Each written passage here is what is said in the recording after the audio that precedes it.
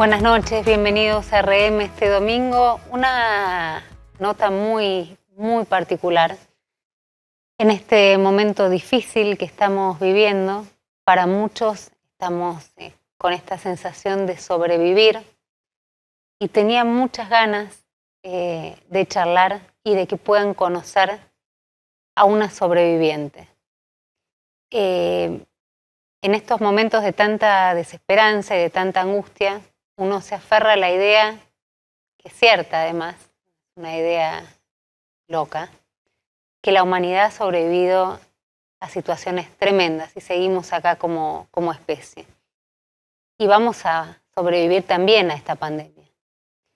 Y cuando digo situaciones tremendas, y trataba de pensar en lo que significaba sobrevivir y que hay una vida después del horror, pensé en esta mujer que está acá representando a millones de sobrevivientes del horror del Holocausto.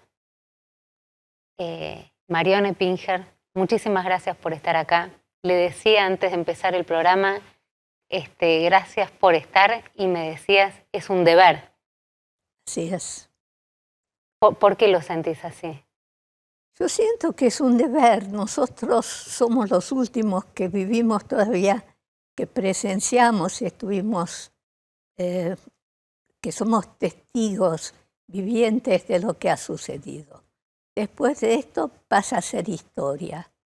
Y que esa historia sea tan rica como posible, que la historia del Holocausto, que se cuenta con 6 millones de muertos y con los sobrevivientes que ya no están, que sea lo más difundida, lo más conocida, su increíble inhumanidad sea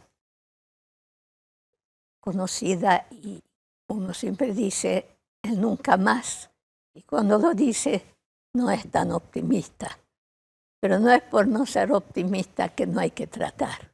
Que no hay que intentarlo. Marión, ¿te puedo preguntar, y ahora vamos a contar el contexto, en qué momento vos sentiste, eras una nena chiquita, 10, 11 años, ahora me vas a decir, yo pienso en mi hija más chica y en muchos chicos que hoy tienen 10 años, ¿en qué momento sentiste que tu vida cambiaba? Que tu vida, que la vida que conocías, esto que estamos viendo, ¿qué? Esto es mi mamá, soy yo y mi hermanito. Estamos paseando en el parque, en medio de la ciudad de Budapest, probablemente un año antes de lo que sucedió, de la que vamos a En ese hablar. momento, tu mamá, tu papá, ¿qué hacían? Mi mamá era artista, mi papá era industrial, tenía una pequeña fábrica que se llama una pyme. Y lo curioso es que nosotros vivíamos en esa misma fábrica.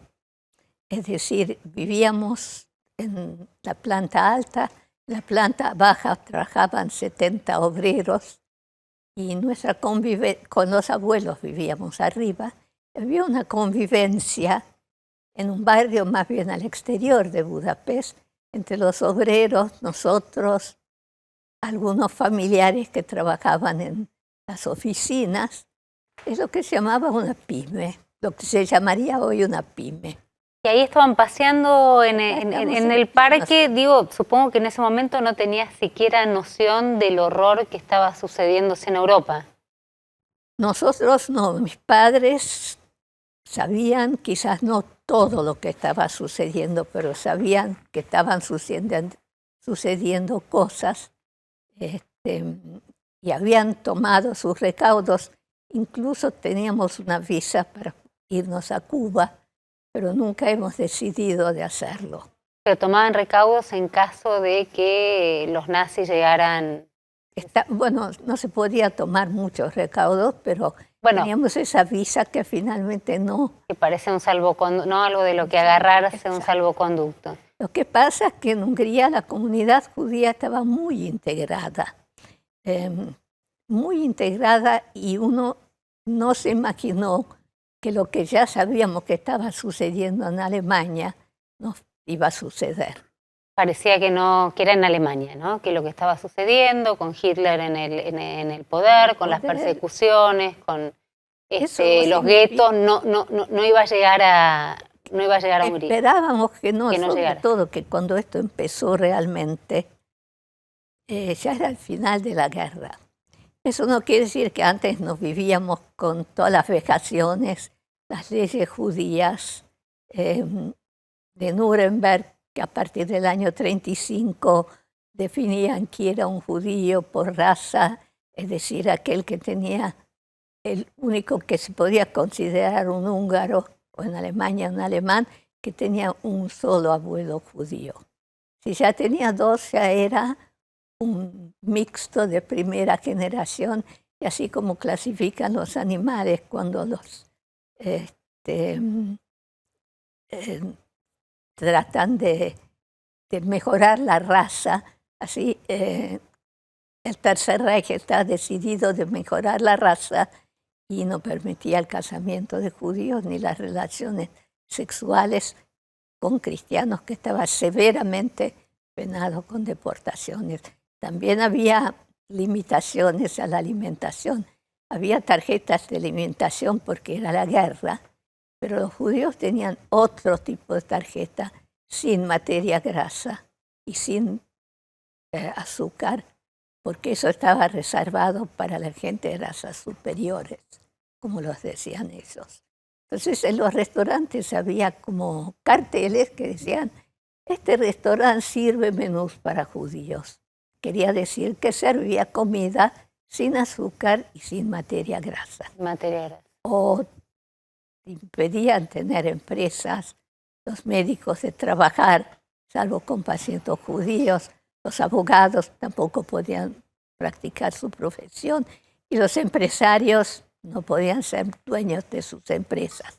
Muchos de ellos se ingeniaban de poner testaferros y manejar sus empresas, que dentro de todo estaba no bien visto, pero aceptado, porque si no se les hubiera parado la industria, que por ejemplo la industria pesada... Que la necesitaban. El 70% estaba dirigido por empresarios judíos. Ahora, esto que estás contándonos, Marión, digo, para tener como noción y conciencia a lo largo de la historia, si uno toma lo que significa desde que estábamos los humanos en la Tierra, pasó hace 5 minutos. No es que esta historia que estás contando es prehistoria. Digo, esto pasó hace nada. Y contabas que eras esa nena que tenía una infancia relativamente normal, con unos padres precavidos ante el crecimiento del Tercer Reich y el poder de Hitler. Y te preguntaba en qué momento a esta enorme sobreviviente le cambió la vida. Y siendo una nena te dabas cuenta que esa vida que conocías hasta ayer había cambiado. ¿Hay un momento, hay un día, una fecha y una hora. Hasta ese día, esa fecha y esa hora, los problemas eran problemas de mis padres, porque eso de las comidas, de las empresas, todo, mucho a nosotros los chicos no nos estos son, afectaba. qué mujer tan bella y qué... Mi mamá y mi papá. ¿Los nombres? Margarita, Margit y Laurent. Qué buen mozo, qué belleza. Mi mamá era artista.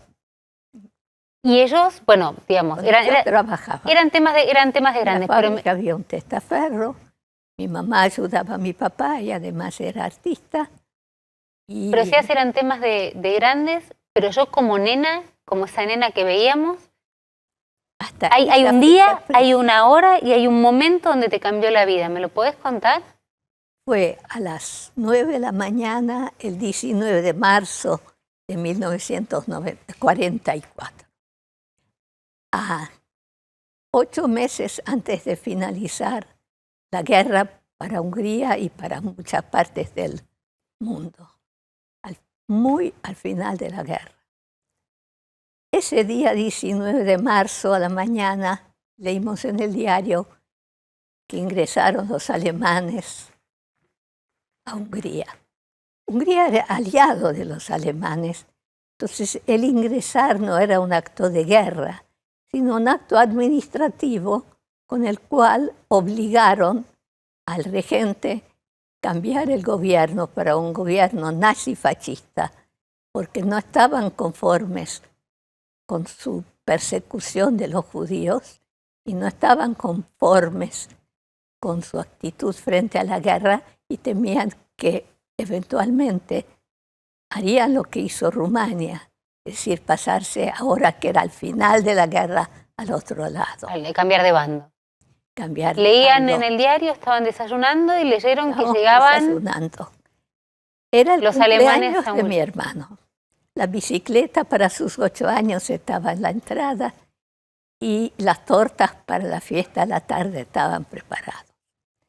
Ese día mi mamá dijo, que era después la directora de nuestras distintas etapas de escapada, porque mi papá estaba en un peligro mayor por ser hombre. Los hombres, si no los deportaban, los llevaban a trabajos forzados. Las mujeres pasaban con más facilidad. ¿Qué hizo mi mamá? Lo primero que hizo, llamó a su gran amigo, el doctor Peteñi, que hoy en día en Yad Vashem está entre los justos de las naciones. Ha salvado muchas vidas de los judíos y preguntó, ¿qué hago? Lo primero que hicimos, internamos a mi papá para que le operen de un pequeño quiste que no tenía mayor importancia.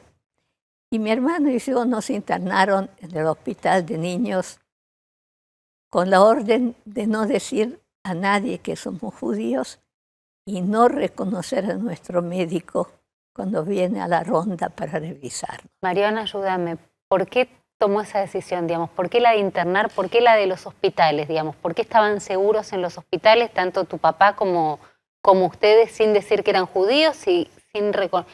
Porque muy teníamos chiquitos. ese amigo. Mamá no sabía qué hacer, llamó a su amigo, gran amigo cristiano, y dijo, ¿qué puedo hacer ya? Porque no sé mañana qué va a pasar.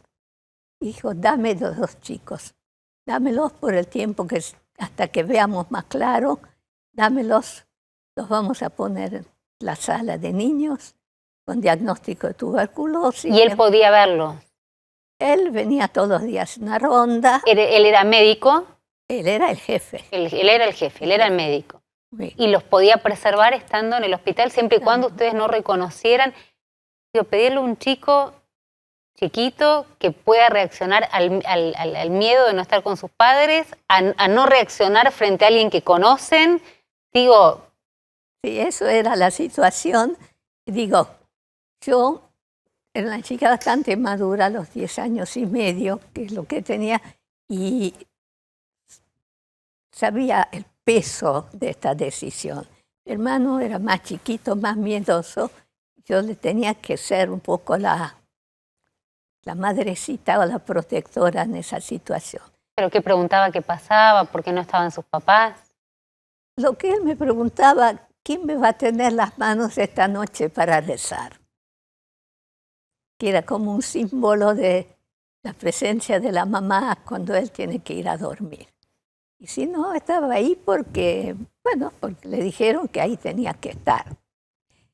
Más allá de eso, no lo hemos pasado tan mal. No me acuerdo si eran 2 o 3 semanas. Estábamos en una sala con 6 chicos. De día, la disciplina. La noche nos juntábamos con los chicos. Y ya empezaron los bombardeos. Los bombardeos aliados. A cabo de 3 semanas, parecía que el peligro en la ciudad, en la capital, no era tan inminente. Volvimos a casa. El día 4 a 5 de mayo, durante la noche, estábamos en un refugio, en un búnker que construyó mi papá. Ahí se volvieron a encontrar con tus padres. Con mis padres en la casa. Y había un búnker en el jardín. Y en ese búnker bajábamos cada vez que las sirenas ululaban, porque venían los ataques aéreos. Los bombardeos. Los bombardeos. Yo me divertía contando cuántas veces del día teníamos que bajar.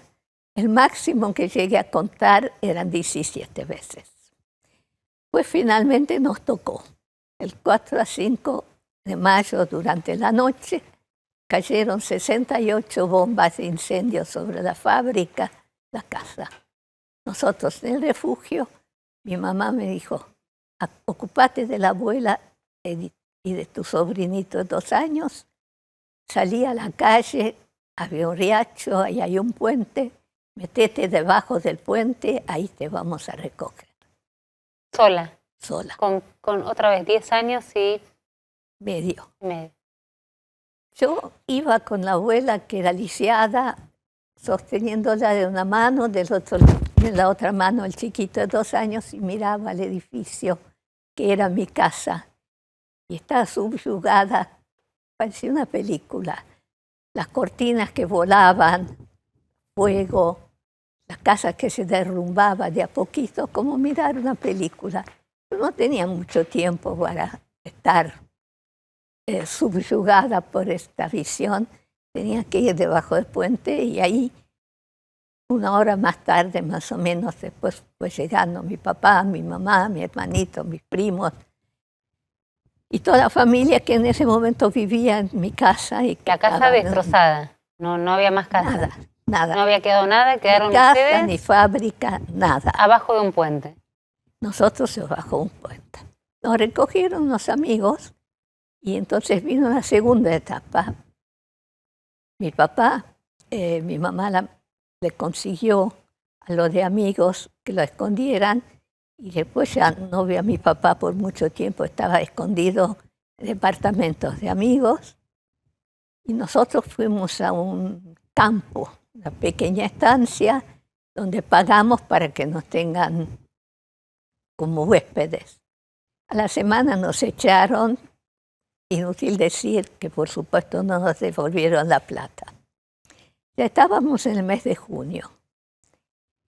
En Hungría no había guetos en el sentido como en Polonia. Cuando los echaron, perdóname, ¿no? Pero digo, estas cosas que uno, mientras las cuenta, es importante, digo, no naturalizarlas. Digo, los echaron por judíos, los echaron porque no quería una familia judía estando ahí, aún sabiendo el riesgo que corrían. Pero ellos también los corrían. Teniendo judíos hospedados en su... Dijeron no, pero se quedaron con la plata igual. Ahora, ¿qué hacer? Guetos no había en Hungría, como en Polonia, es decir, un barrio cerrado. No en esa época. En todo caso, lo que inventaron eran lo que se llaman las casas judías. Las casas judías llevaban una estrella y los departamentos de los judíos se llenaron de 3, 4, 5 familias, y esas casas estaban vigiladas, se podía salir solo 2 o 3 horas por día, y después el encargado contaba quién volvió, quién no volvió, y tenía que hacer el reporte a la ciudad. ¿Y tu familia entera estaba, salvo tu papá? Salvo mi papá y varios familiares y amigos, éramos un montón. Esto lo hicieron los nazis con la idea de que en esta época, en bombardeos, si los aliados sabían... Ahí estamos viendo, a ver, ¿me ayudás? ¿Esa foto?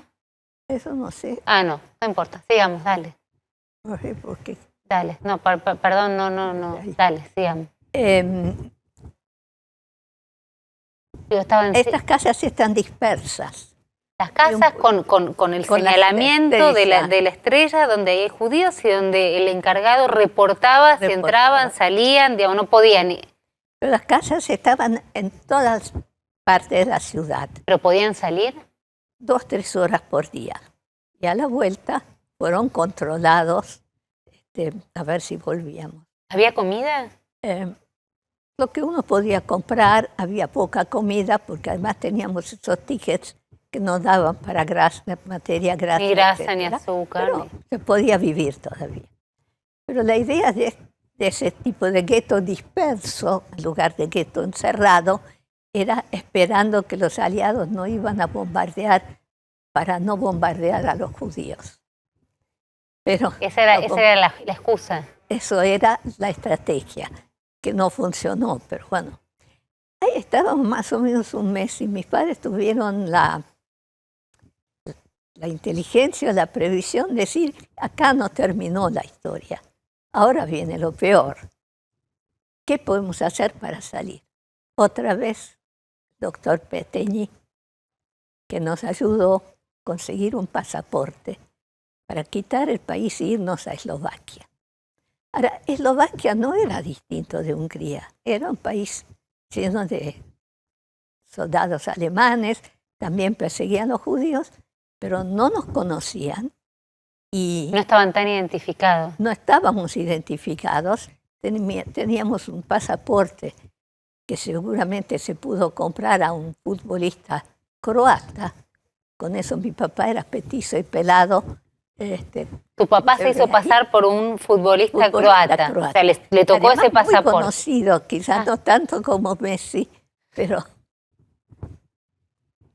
Y él iba mostrando ese pasaporte, pero había que intentarlo a nosotros. Estamos hablando de sobrevivir, ¿no? Mirá cómo te pensás en el pasaporte trucho, pero estás hablando de sobrevivir, una familia intentando sobrevivir de la masacre del nazismo. Exactamente, sobrevivir porque ya se veía las deportaciones. Porque entre tanto en la provincia de Hungría, 450.000 judíos fueron eliminados en 6 semanas por el mejor estratega del Tercer Reich, nuestro conocido Adolf Eichmann. Eichmann estaba encargado de la eliminación, de la solución final, como se llamaba, de la cuestión judía. 650.000 en... 450.000 en 6 semanas. Estaba perfectamente organizado, quedaba la capital, donde estábamos nosotros. Y ahí con el pasaporte de tu papá como el futbolista conocido, que no daba... queríamos salir de él. El tipo querían salir. Hay gente que sobrevivió en la capital mucho más que en las provincias, no sobrevivió nadie. Pero en la capital estaba la embajada sueca con Wallenberg, que tiene la cultura frente en Avenida Libertador, y Austria. Sí. Estaba Perlasca, que era el español de la embajada española. Estaba un suizo, Lutz, y había ciertas posibilidades de conseguir pasaportes. También con el pasaporte, ¿qué hicieron? Digo, venís contando un derrotero de... Cuando te venían a detener, lo mostrabas. Yo lo aceptaban o no. Era mejor que nada. ¿Y les pasó, digo, en esto que en algún momento los pararon? No. Bueno, nosotros, entonces, ¿qué pasó? Que esto es bastante curioso, te lo voy a contar. Papá no estaba y mamá, un lindo día, nos sacó de esa casa de estrellas y dijo, vamos a visitar a nuestra costurera. Y ustedes van a pasar la noche allá. Y el día siguiente ella los va a llevar a la estación de tren. Ustedes no nos van a reconocer, van a subir al tren, se van a sentar y nosotros en el tren cuando arrancó los vamos a ir a ver. Y así fue.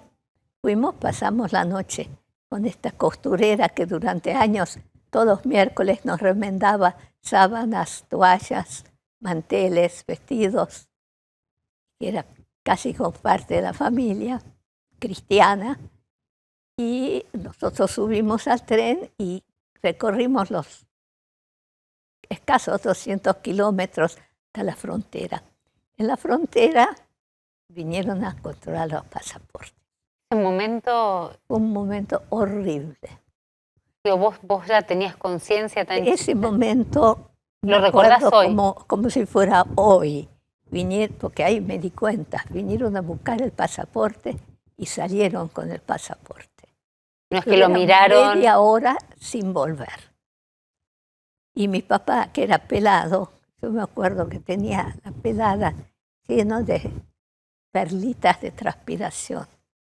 Y mi mamá estaba sentada mirando fijo adelante, mirando al aduanero o al empleado ahí como desafiante, ¿no?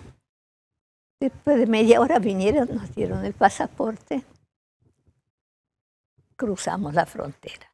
¿Y ese momento te lo acordás hoy? Ese momento, en general todos los momentos me acuerdo bastante bien porque fue un periodo muy intenso. De ahí nos fuimos a un hotelito de la montaña, pensando que estamos tranquilos, que ahí nadie nos va a molestar. El hotel era precioso, tenía pileta, estábamos muy contentos. Estábamos jugando al ping-pong, de repente aparecen dos señores y dicen, ah, chicos, qué bien que jueguen al ping-pong. Ustedes también son húngaros como nosotros. Nosotros los miramos, yo le agarré la mano a mi hermanito. Dice, porque nosotros somos judíos, igual que ustedes, ¿no? Yo no dije nada, agarré a mi hermano y fui corriendo al hotel. Ahí estaba mi mamá, ya estaba empaquetando con mi papá. ¿Ya sabías que no tenías que decir nada? Que no... Sabía que ahí no tenía que decir nada. Ya estaban haciendo las valijas porque había llegado un grupo de oficiales de alta graduación ahí al hotel y teníamos que salir corriendo. Después, ¿qué nos quedaba? Ir a casa de unos amigos. Estas son algunas imágenes que estamos viendo del Museo del Holocausto, a toda la gente que trabaja ahí, que nos permitió hacer esta nota, que nos ayudó. Sí, les agradecemos profundamente. Es un lugar ahora que vale la pena visitar. Hay mucha información, muy buenas visitas guiadas. Hay visita también virtual. Iba a decir una estupidez, iba a decir es duro. Yo pienso a veces en llevar a mis hijas y a la más chiquita que tiene 10 y estoy frente a vos que me estás contando este derrotero espantoso, este escape con 10 años y medio. Digo, qué estupidez, ¿no? Decirte qué duro llevar a mi hija a ver el museo, pero esto es parte de lo que estamos viendo, que es una experiencia que creo que todos deberían, si pueden acercarse. Bueno, ahora estamos, ¿no?, con la pandemia, pero es un lugar que necesitábamos tener particularmente en la Argentina. Es muy lindo, es un lugar que vale la pena visitar, es muy didáctico, es duro si uno piensa, pero no es... Te voy a decir duro a vos, que la viviste, lo que vamos a ver, digamos, Para mí ya es parte de la historia. Y en ese momento, cuando estos oficiales, o no sé si quisieron tratar de saber si ustedes eran o no judíos, si tuvieron la astucia con 10 años agarrando a tu hermano de la mano, decir, yo acá no abro la boca, porque no abrir la boca y no delatarse era sobrevivir. ¿Cómo siguieron? Nuestros padres nos tenían confianza. Éramos un equipo. Acá, digamos, antes de seguir con mi historia... Estamos bien. Yo, acá Pablo me está ayudando, yo te voy a avisar cuando redondeemos, estamos bien. Quiero escucharte, queremos escuchar. Era muy distinto para los chicos o para los adultos. Mis padres, en mi caso, eran los responsables. Nosotros teníamos que ser confiables. Pero no todos los chicos pudieron quedar con sus familias. Muchos chicos fueron donados a familias con la esperanza de poder recuperarlos si uno sobrevivía. En algunos casos, al recuperarlos, los chicos no reconocían más a sus verdaderos padres. Otras veces nunca más recuperaron a estos chicos ni supieron qué pasó con ellos. Algunos chicos fueron puestos en conventos, en instituciones, como se ve en esa película Adiós a los muchachos, de Louis Malle, que es tan bonita. Pero en el caso nuestro, estuvimos todo el tiempo con mis padres, porque mi madre decía, yo tengo 2 manos y 2 hijos, y no los voy a soltar. Y nuestra suerte va a ser vivir o morir, pero juntos. Así que frente a lo que era el Holocausto, cada persona tomó las decisiones que pudo con sus hijos. Los guardó consigo, los dejó en otras familias o lo que sea. Y según lo que le tocó a cada uno de estos chicos, el trauma que han vivido el resto de su vida es muy distinto. Yo tengo siempre que rendir homenaje a mi mamá y agradecerle que en su cama siempre había un lugar para cuando yo estaba angustiada. Ahí a la noche, correte mamá, dame un lugar. A la noche era cuando te permitías, digamos, sacarte esta cosa de, bueno, hay que Sí. sobrevivir, hay que actuar como un adulto. Soy una nena con mucho miedo, escapándome de una masacre con ustedes. Déjame ser una nena y haceme un lugarcito en tu cama. Eso era. Yo aprendí, y eso me acompañó toda mi vida, no siempre me fue útil después, a dejarme de los problemas. Yo hacía lo que tenía que hacer. No había tiempo de reflexionar el por qué y sí o que si no. Se hacía lo que había que hacer. Contame, Marión, de ahí donde tuvieron que salir, ¿qué es esto?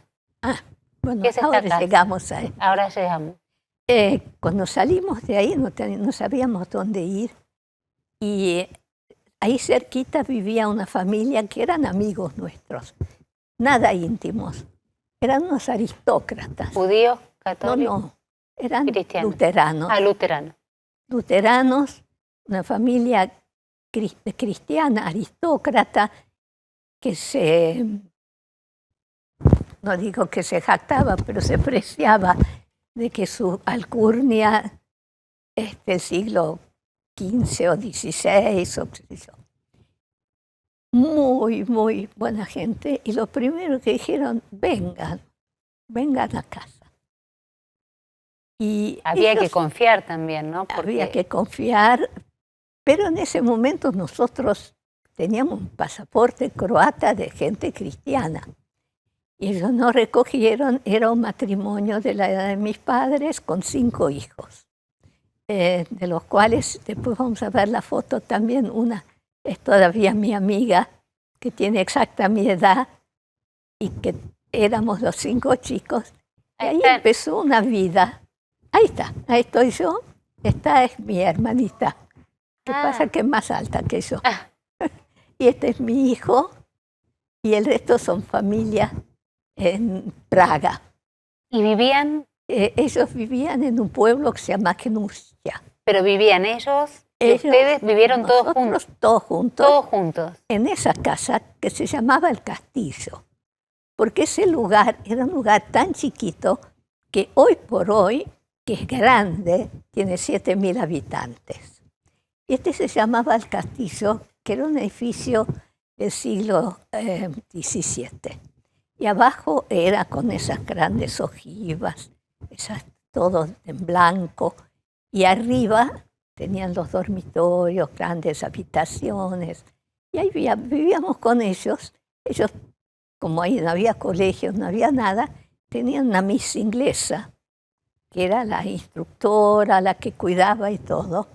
Esto es actualmente mi hermano, mi hermanita y su hermano, su otro hermano, etcétera, actualmente en Praga.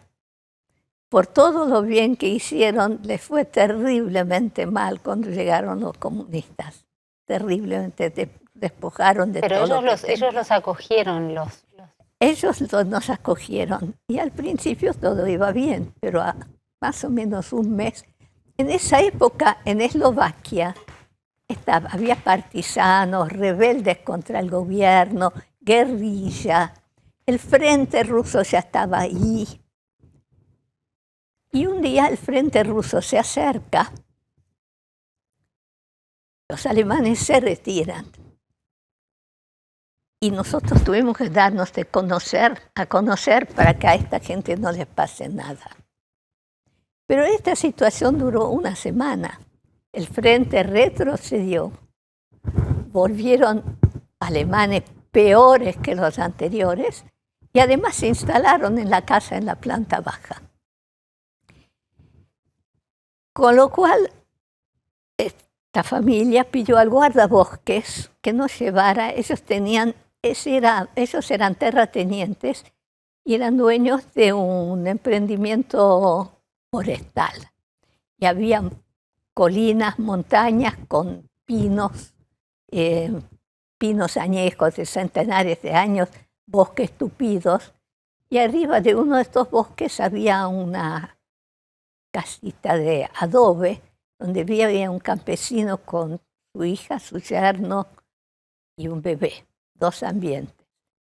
Y en medio de la noche nos sacaron de la casa y tuvimos que caminar por esa colina, mi padre llevando upita a mi hermanito para que no llore, y yo trajinando en la nieve. Con una temperatura, ¿de qué estamos hablando? Menos 10 grados, fines de octubre, llegando ahí arriba. Y ahí nos alojamos con esta gente, en estas 2 habitaciones. Nosotros en el piso sobre un lecho de paja, después la hija y el yerno y el bebé que colgaba del techo y con un piolín lo amacaban. Y esa era también la cocina donde cocinaban día y noche, que había un vaho de grasa en el aire permanentemente. Frío. Baño, agua corriente, ni hablar. Las ventanas no se abrían, un frío terrible, y las ventanas, además de que no se abrían, estaban completamente congeladas, con escarcha, ni se podía mirar. Entonces, ¿qué hacíamos? Nada, no había nada que hacer. ¿Tu mamá qué hacía? Digo, ¿cómo mamá los ayudaba contenía? a cocinar, mi ¿Y a papá. ustedes? Y nosotros nos daban 2 papitas crudas, una caja de fósforos, y nos mandaban afuera en la nieve, en el bosque, para estar al aire. Prendíamos fuego y cocinábamos las papas en el fuego. Y pasaban el día entero sin hacer nada, era espantoso. No había nada que hacer, y mis padres no querían que entremos en la casa porque el aire estaba completamente viciado. viciado. Sí. Además, había vacas. Nosotros nos daba un miedo bárbaro las vacas que estaban hambrientas en la nieve.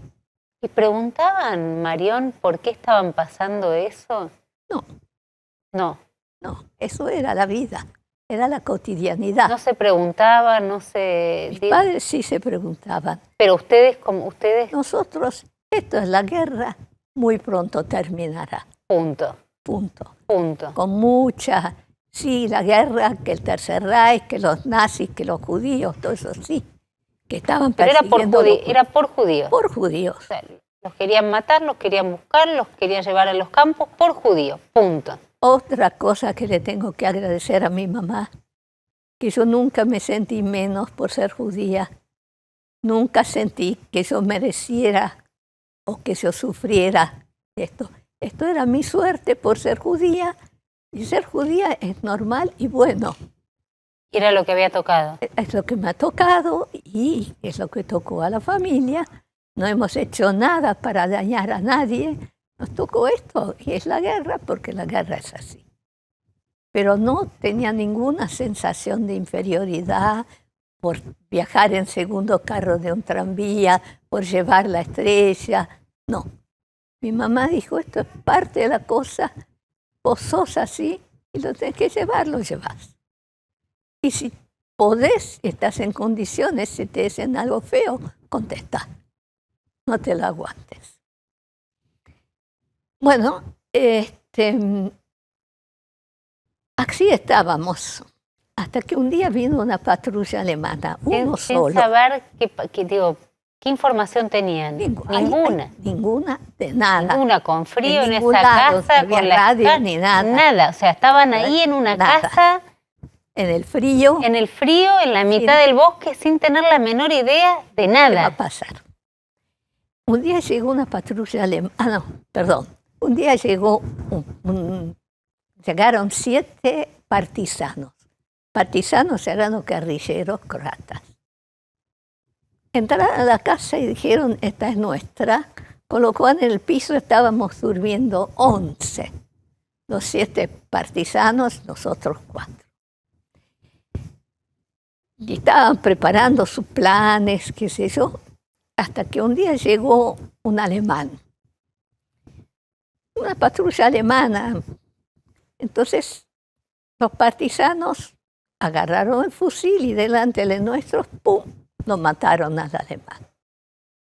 A lo cual mis padres, al cual los 7 partisanos agarraron toda la ropa caliente que nosotros teníamos y se fueron diciendo que esa ropa les va a servir porque ellos sirven a la guerra y nosotros no servimos para nada. O sea, que se quedaron... Nos dejaron en ropa interior o más o menos. Nada. Nada.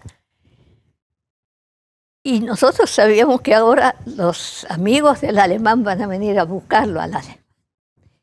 Y le pedimos al campesino que mande una noticia a esta familia.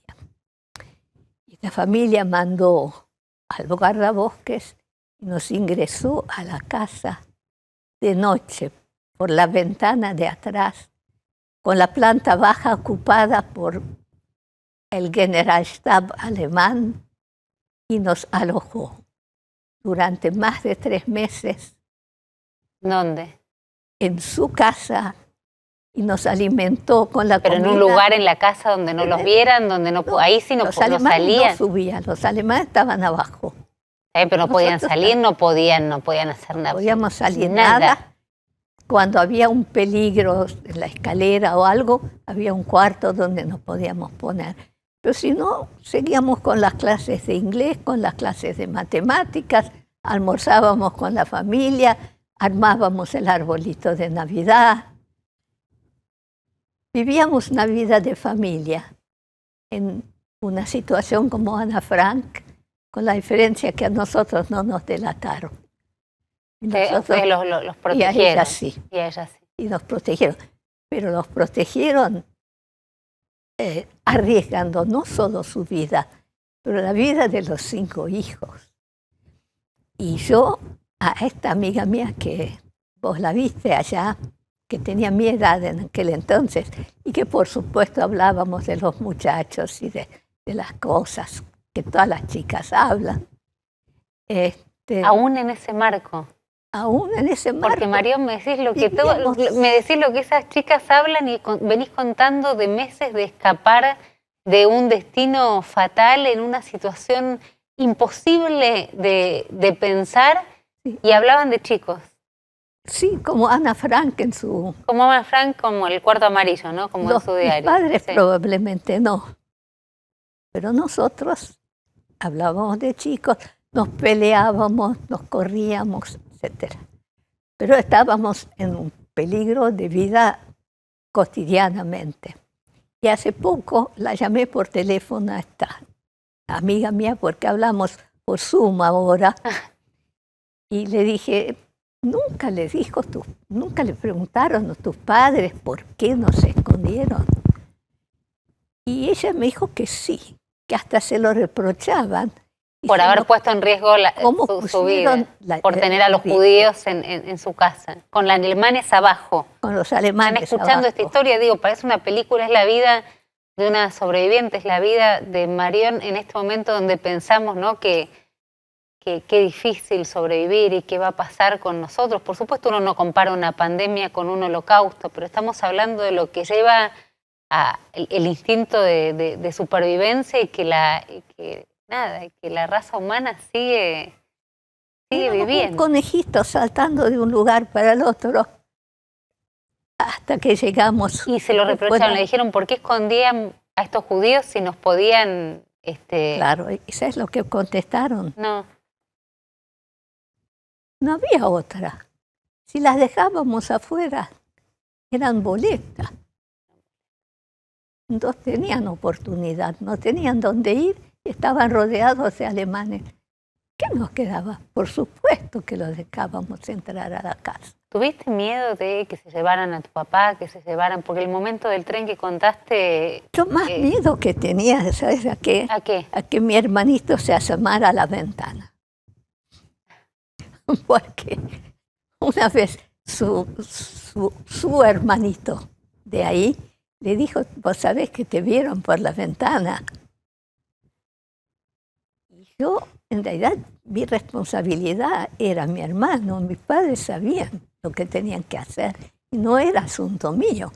Era muy chiquito, digamos, para poder... Pero Ahí él lo- estaba al lado mío y yo me sentía responsable del hecho de que él no se asomara a la ventana. ese era tu miedo, ¿no Ese pensabas era, por ejemplo, uno de mis miedos. pensabas en la Él muerte, en tus correteara. padres? No, pensabas en tu hermano y que Mis no... padres, yo les tenía confianza ciega, Total, que ellos total, saben lo total. que tienen que hacer.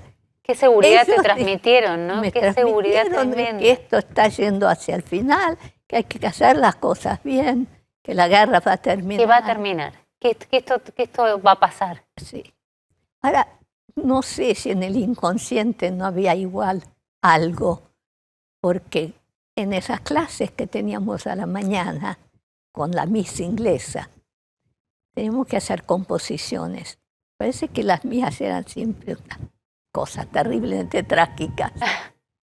Pero bueno, No las tengo. lo ponías ahí, pero Lo ponía ahí. ¿llorabas o digo, recordás? No. No, yo no lloro. No, yo lo veo como que lo tenía muy distante. Estaba yo y estaban las cosas. Las cosas había que cumplirlas. Está bien, muy pragmático para sobrevivir. No había Cuando tiempo yo ni para llorar. realmente tomé conciencia ¿Cuándo fue? después de cuando terminó todo. ¿Y en qué momento? Digo, ¿estuvieron ahí y en qué momento se Bueno, enteraron que...? estuvimos ahí y un día nos dijeron, se terminó, los alemanes dicen que tenemos que vaciar la casa e irnos hacia Occidente. Occidente era Alemania, Francia, etc. Pero se terminó la yo guerra. le miré a mi mamá y digo, pero nosotros no podemos salir porque nos van a ver. Y mi mamá dijo, no te preocupes, ahora podemos salir, ya tiene otros problemas. Y efectivamente los problemas eran muy distintos para ellos, que ahí nos sentaron los carros a caballo, esos carros que tiraban los caballos estos de campo de antes, llenos de colchones y acolchados de plumas. Y ahí estábamos sentados cruzando los bosques helados, con los caballos tirando como podían porque era costa arriba, y los dos hombres, mi papá y el señor de la casa, poniendo palos en la rueda, efectivamente, para que cada vez que el caballo tiraba el carro no se fuera para atrás. Y alrededor era dantesco. El ejército alemán destruido, caminando con la ropa destruida, con los botines. Era el fin de... Era el fin de todo. Era el fin de todo. Era el renacer de ustedes. Era el renacer de nosotros. Y muchos venían, pero todavía no era el renacer, era el fin de todos, pero el renacer faltaba unos 10 días todavía. ¿Por qué? Porque había que llegar a Occidente y los rusos tenían que llegar. Y los alemanes caminaban alrededor nuestro, a ella no importaba quién era, judío, turco, gitano, nada importaba. Sacaban de las billeteras con las fotos de sus hijos, nos mostraban las fotos. Voy a volver a estos hijos, voy a volver a verlos. Cuando vuelvo, estaban destruidos. Caballos muertos por todos lados. Bueno, llegamos a un pueblo donde estos amigos tenían amigos y nos instalamos ahí y ahí es donde llegaron los rusos. Con lo cual nos hemos enterado, porque no había radio, no había nada, por el megáfono. Porque el pueblo tenía una plaza y a las 10 de la mañana nos daban las noticias con megáfono. Y ahí nos enteramos de que llegaron los rusos. Entonces empezaron a llegar los tanques, etcétera, etcétera. Y ¡pum! Al poco tiempo, los oficiales rusos de más alta graduación estaban instalados en la misma casa que nosotros. Marión, me quedaría, y supongo que muchos de los que están del otro lado, hablando con vos todo el día, todos los días, todo.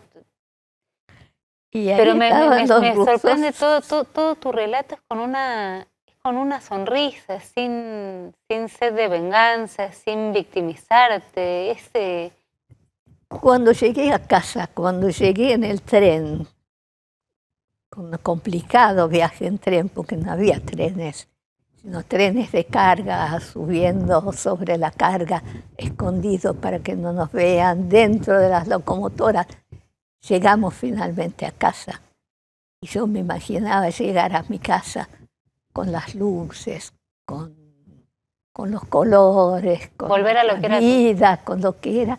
Lo primero que vi era una estación de tren polvoriento, una mujer empujando una carretilla con lo que le quedaba de bienes, con el pelo rapado y un pañuelo sobre la cabeza. Y fue quizás la primera vez que lloré y se me fue el alma al suelo. Después llegué a mi casa y me encontré con mi abuela, con mis primos, con mis tíos. Estaban todos ahí, una algarabía. Yo me senté en el inodoro del baño y empecé a llorar. Mi mamá entró y me dijo, ¿y a vos qué te pasa? ¿Ahora te pones a llorar?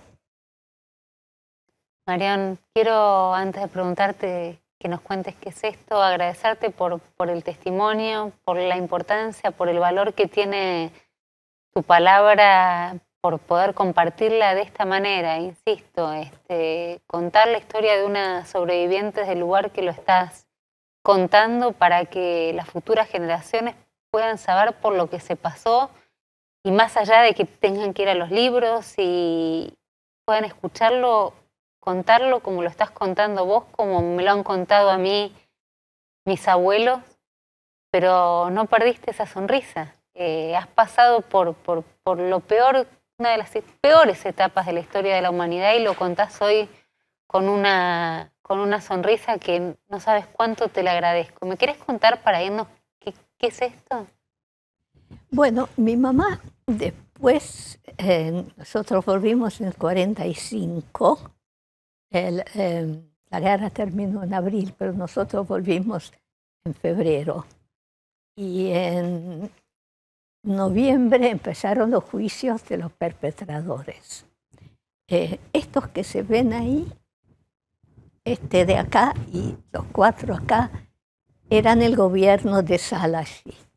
Szálasi fue el gobierno 3 meses. Y en esos 3 meses, él liquidó 120.000 judíos.